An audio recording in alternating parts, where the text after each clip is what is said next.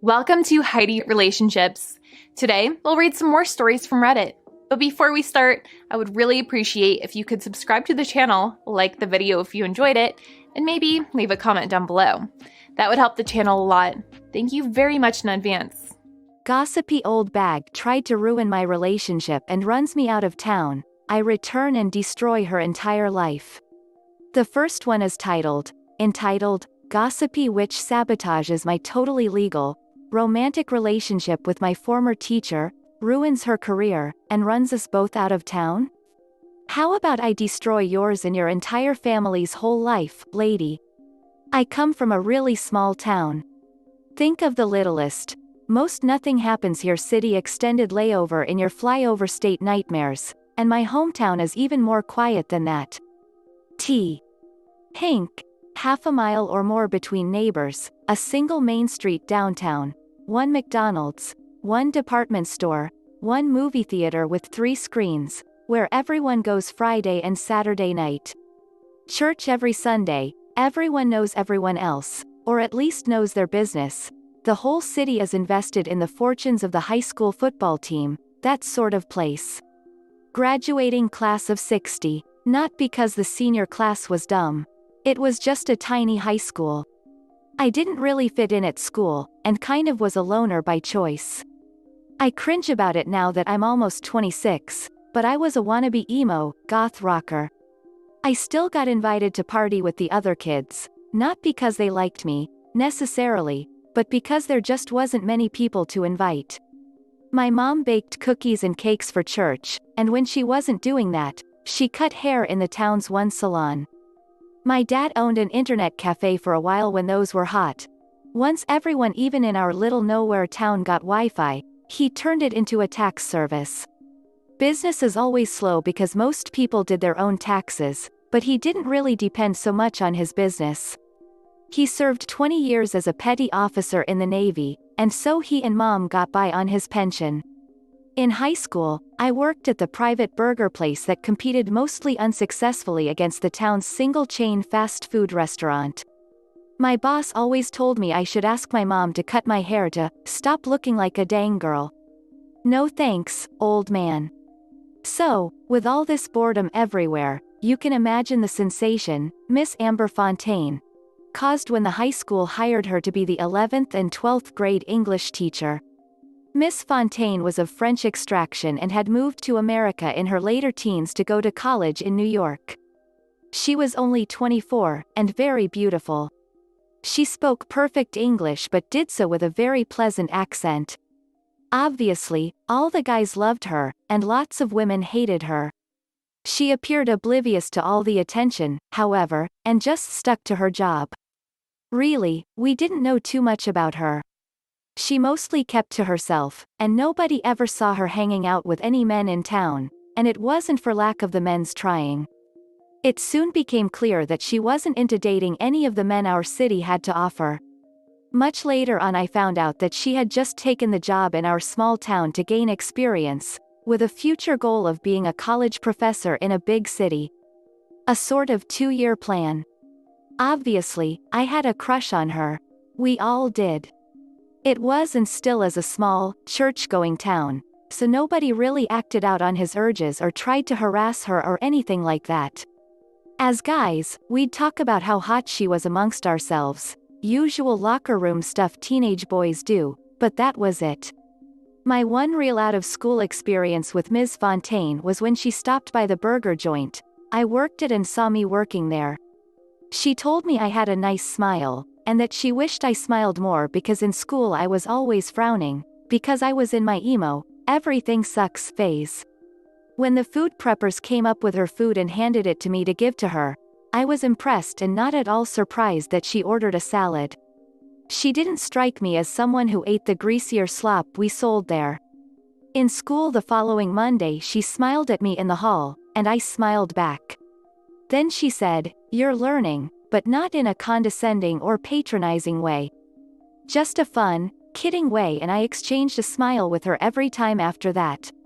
And that was the extent of my great, high school romance with Ms. Fontaine. Exchanged a few hellos and smiles during my senior year, when I was 17. Things changed the following year, though. I was 18 and still working at the burger joint, when Ms. Fontaine comes by the restaurant. "Oh hey, she says, and asks with real seriousness, "Are you going to college?" I tell her the truth. I'm working with my band. I cringe about this period in my life. 2, playing guitar, and saving money for community college. Only sort of truth about the last thing. Honestly, most of my money I spent on weed and ecstasy. I was the main vocalist in addition to being guitarist, and our band's only other members were Jerry, the bassist, and Gabe, the drummer. Both of them were just out of high school, like me. And, like me, they had no plans to go to college. Gabe worked at the same burger joint as me, and Jerry, who had been one of my best friends in high school, ironically worked at the chain fast food restaurant down the street from my restaurant. Our lives at this time revolved around wasting our youth, skateboarding, getting high, and playing in our punk band. We liked to think that we played an emo, punk, metal fusion, but looking back our sound hasn't aged well.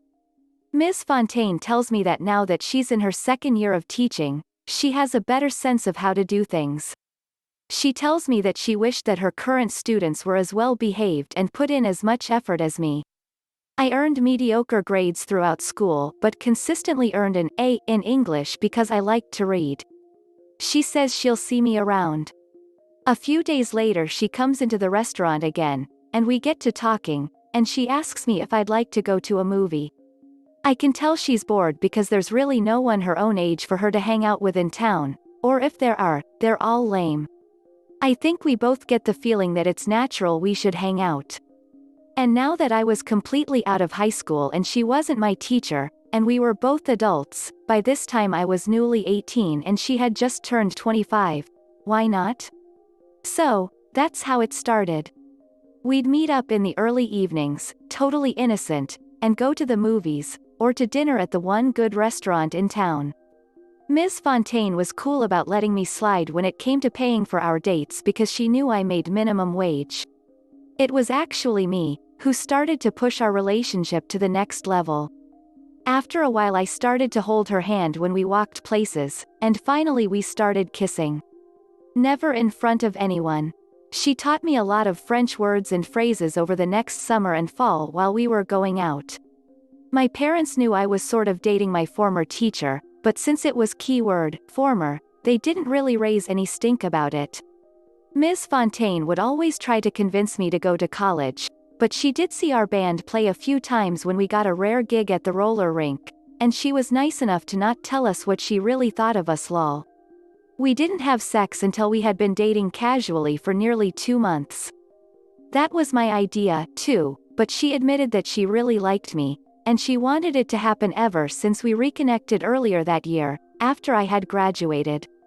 I'm not the kiss and tell type, but my bandmates sort of knew that the dynamic in my relationship with Ms. Fontaine, she had been Amber, ever since we first made out, had changed. They appeared cool with it. I stopped doing so much dope and really began putting money away to save for college. The JC near my house was super cheap. Amber would often tell me she thought about applying there for work but said that she really wanted to move to the West Coast, or back to the East Coast to teach at a college. Eventually, she told me she'd like me to come with her. After a few months, I was in love with Amber and she was in love with me, too, she said. We didn't throw our relationship in people's faces or show public affection, but it's not like we pretended not to know each other, either. Amber had come around the house and my parents really liked her, and thought she was a great influence on me. I didn't exactly cut my hair, but I was neater and more presentable, and eventually I really did begin enrolling in GE classes at the local 2 years. But then, things went downhill fast. Out of seemingly nowhere, Amber got called in for a meeting with the local school board. This is my secondary account of the situation, as Amber was the one there, not me. There had been reports that she was dating a former student romantically, they were talking about me, and that she was having a sexual relationship with said student when he was still a minor and still attending high school. Of course, she denied everything. Of course, they believed nothing. She had sent me a desperate text, and since ours is a small town, I think I've mentioned that a couple of times already, I was at that meeting in literally 10 minutes. I told them the truth, that I was in Ms. Fontaine's class in 12th grade, and that I was her student. That was all. I told the truth that we reconnected several months after graduation, and only then did we begin dating. And I was over 18. The opinion of the board was essentially, "Look, son, we appreciate the noble effort you're making to defend your friend's honor, but we're looking for the truth here, not omissions." I insisted that I was telling the truth and not trying to cover anything up. After a lot of tears, Amber was simply warned that it wasn't becoming of a teacher to be seen with students outside campus, even if they're former students. And we assumed that was all. We were really wondering who complained about us, or who would make up tales about us having sex while I was still a minor and a student of Amber's. I was staying at Amber's apartment by this time. I kicked in a portion of the rent, of course. I had even met her parents, albeit only on webcam. They're good people. They don't speak a lot of English, but Amber filled them in on missing pieces. They knew my age and they were cool about it. We assumed it was just small-town gossip and that it would blow over. Boy, were we wrong? Over the next several weeks after Amber's meeting with the school board, vicious rumors started to spread about her. I won't insult your imagination. You know what people were saying. One day my boss at the burger joint just told me he had to let me go. Some flim-flam excuse about the store losing money, and my hairstyle was driving away customers. Whatever, dude. Amber told me it wasn't my fault and promised to support me while I looked for another job. But then one day, she got fired, too. She was working as a probationary teacher. It meant that during her first 2 years, she could be fired for any reason, and actually, no reason had to even be given. Explanations were for those who earned tenure. We both knew why she was getting fired, but the district strongly implied that it was simply because she was an ineffective teacher. In her defense, I looked at the data on the district website, and the number of students from our school who did well on standardized tests in her subject area leapt by double-digit points during the time she was a teacher there. Her numbers were far above the state average, and to this day, since her departure, those same scores have nosedived. Amber told me that students tended to respond well to her, and she was very popular among the students. It was true that she was immensely popular when I was a student, and I'll assume the same carried true the year after I graduated.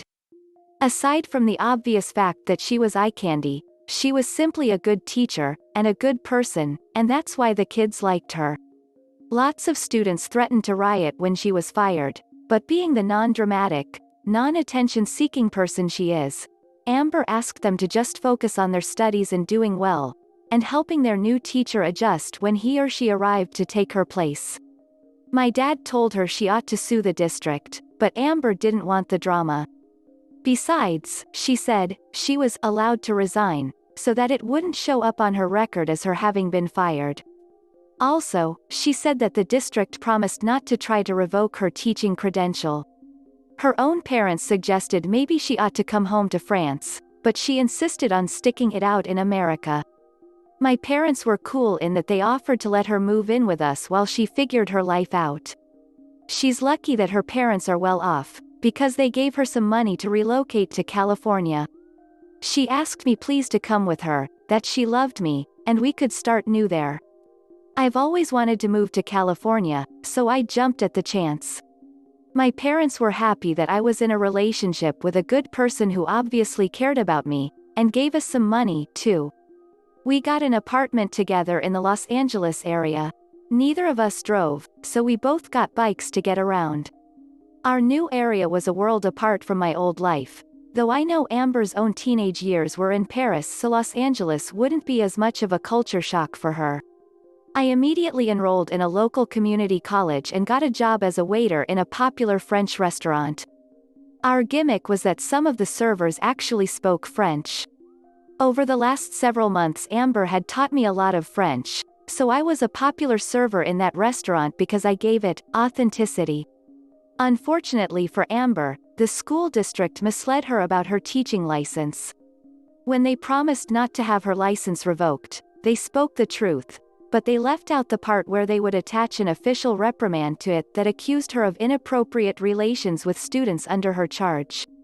So, whenever Amber applied for teaching jobs, this would immediately come up as a red flag on her applications. Another surprise red flag was that schools that she applied to would notice that she was fired from her last job. "No, I wasn't," she'd say. "I resigned." "Yeah, but it says here you were forced to resign to avoid termination for cause." Amber is 7 years older than me, but I think in some ways I know a lot more about how nasty Americans can be than her. Everywhere she went, doors would slam, career-wise. She appealed to the state teaching license organization, and they said they'd look into it, but months later, nothing came up.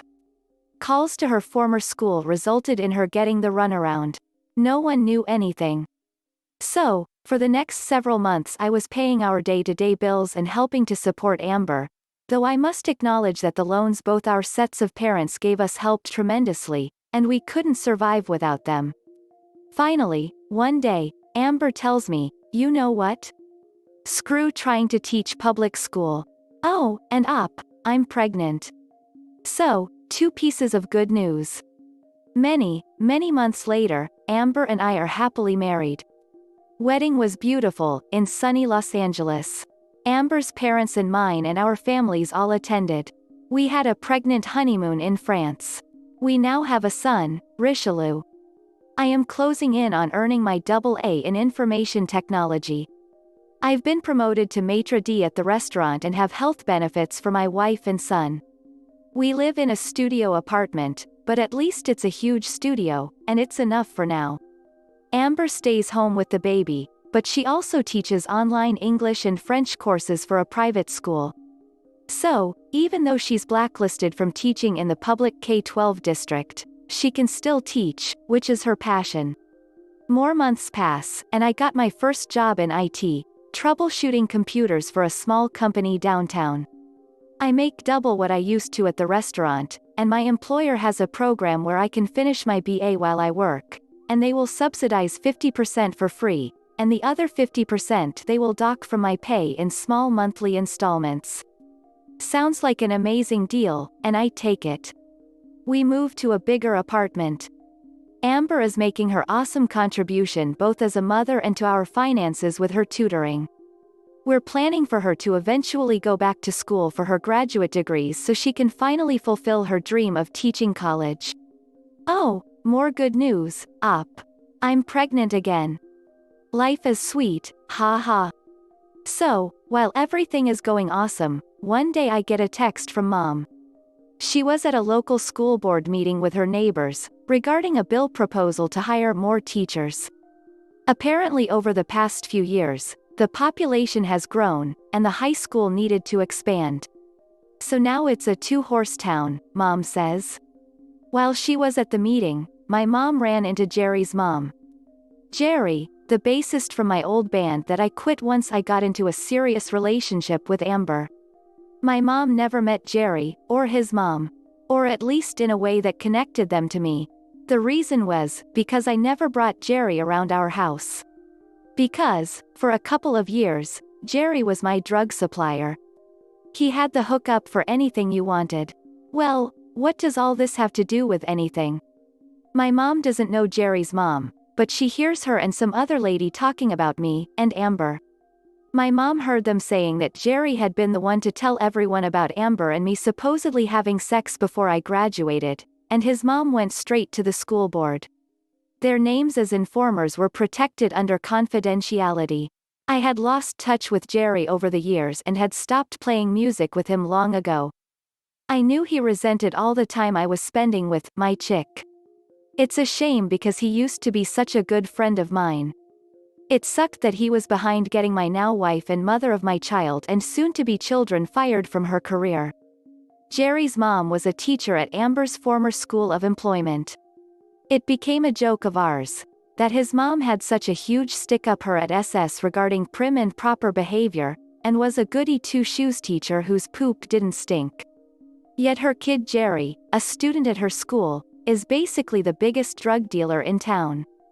Also, looking back, I know he had a crush on Amber, too, and probably always resented that I got to be in a relationship with her, while he didn't. Maybe it's because she knows quality, you jerk. I was interested to learn that Jerry's mom was now on the school board. I didn't tell Amber about all this right away. I just asked her to tell me what she remembered about Mrs. Jerry's mom. She told me that Jerry's mom was always really mean to her, and often one of the main instigators in getting everyone, the adults, on campus to exclude her from teacher social activities. It's one of the main reasons why Amber didn't make friends with the other teachers. Amber tells me that the male teachers tended to be nice to her at first, but female teachers overwhelmingly despised her before they even knew her. Jerry's mom, Amber told me, was also the teacher she knows who started a petition not to renew her contract for even a second year at the school.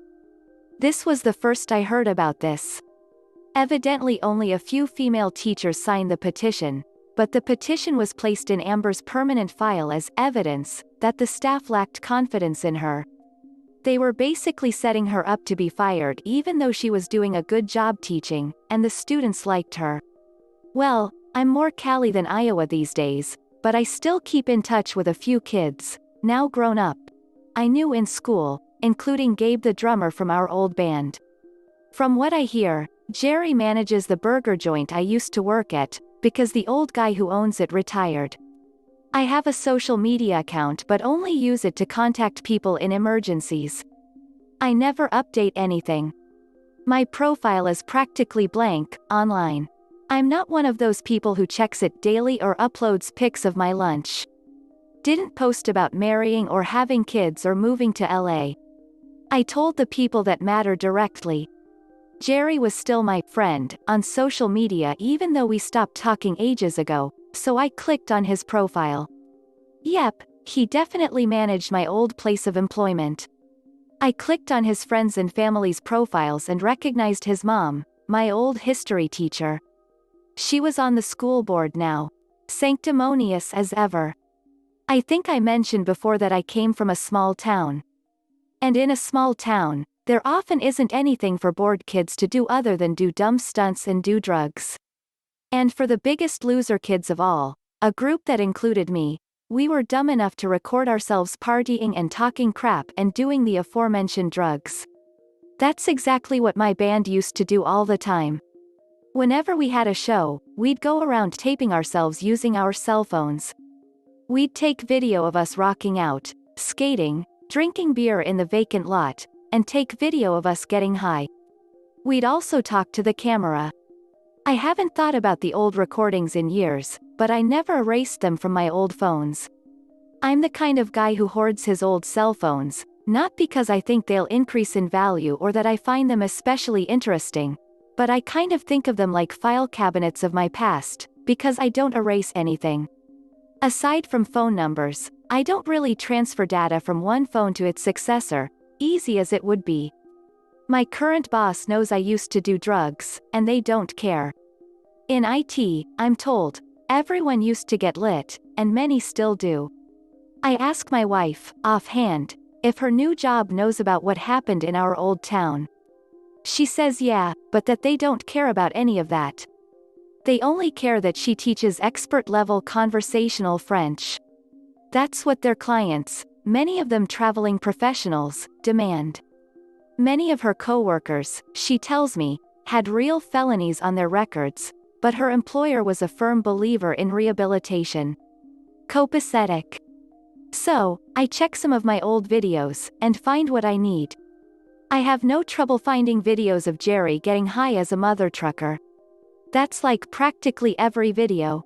And in practically every video, he brags about how his parents know he's a druggie and a dealer and want to ship him off to the army and make a man out of him. The video I really want is... Nope, it's not on this phone. Maybe the LG? Nope. Just more of Jerry rolling on ecstasy at a rave we snuck out of state to attend when we were in 11th grade. Maybe my old Galaxy? Bingo. Jerry talks about how his mom knows all about his drug use and sometimes even smokes weed herself, with his dad. And how they caught him with cocaine once and yelled at him and his dad kicked his ass. But then Jerry came home the next day from school to find that his mom was coked out on the kitchen table. And she had called in sick that day. The video was time-stamped. I think that'll do. I still don't tell Amber. It would only upset her, in her condition. But I ask my mom for the contact info of all the people who are on the little town school board. I already know the school's basic email address, and I graduated not that long ago and most of the administrators are still mid-career at my former high school. I still have their emails. I make a throwaway email account and attach all the relevant videos to it and send it to everyone that matters in town. All the teachers, the administrators, even from elementary and middle schools, the church, the pizza place, the burger joint owner, the roller rink boss, you name it, they got the files. The files where Jerry exposes himself as a coked-out drug dealer, with his mom having full knowledge of the fact, and her husband even indulging in the drugs themselves. The next day Amber asks me, while she's feeding our son, "Honey, why are you so happy?" I tell her, and she starts crying. "No, I'm not sad," she assures me. "I'm just so happy you did this for me." Then me, Amber, Richelieu, and our bun in the oven go for a walk because it's such a nice day. Still need a haircut. Not getting one. Do I even need to say what happened afterward? All this ancient history shouldn't matter. But in a small town, it's devastating. The videos are just of Jerry talking trash. Who knows if he's even telling the truth? Doesn't matter. In a small town, gossip becomes gospel. Kind of like how everyone believed Amber and I were screwing before I turned 18. Even though that was 0% true, and they ran us out of town on a rail. My parents had to endure the fallout of my disgrace when I left town years ago with that French tramp, as all the idle busybodies have dubbed my wife. Mom and Dad made their peace with it and have numbed themselves to the slurs, and always stood up for us. They are what's good about small-town America. Jerry got fired from his job. Police searched his house, that is to say, his mom's house, and found a lot of drugs. Evidently when the rumors went flying that Mrs. Jerry's mom had a drug-dealing son, kids busted for drugs at the high school caved under pressure to admit who hooked them up. Oopsie. So, he was telling the truth. Jail for you, you cock-blocking douche. His mom was summarily dismissed from her job, along with all the appropriate blacklisting that being a drug-abusing, child-endangering, fraud-committing public official entails. My mom wasn't clear on the details, but there's a possibility she had her husband might face jail time, too. It came out that Jerry's dad had been cheating on his wife for years with a woman from the church. Jerry's whole family are persona non grata. They want to leave town but can't pending court case. Until then, they'll just be hated to their face. I'll hate them from across the country. Small town. Everyone knows everyone. Or at least their business. Which means sooner or later word will slip, people will drop the "it's confidential" charade and figure out that I was responsible for a family's downfall. This is the end of the video. I hope you enjoyed the relationship stories. Please don't forget to subscribe to the channel, like the video and write a comment. I really appreciate your support and it helps my channel so much. Thank you.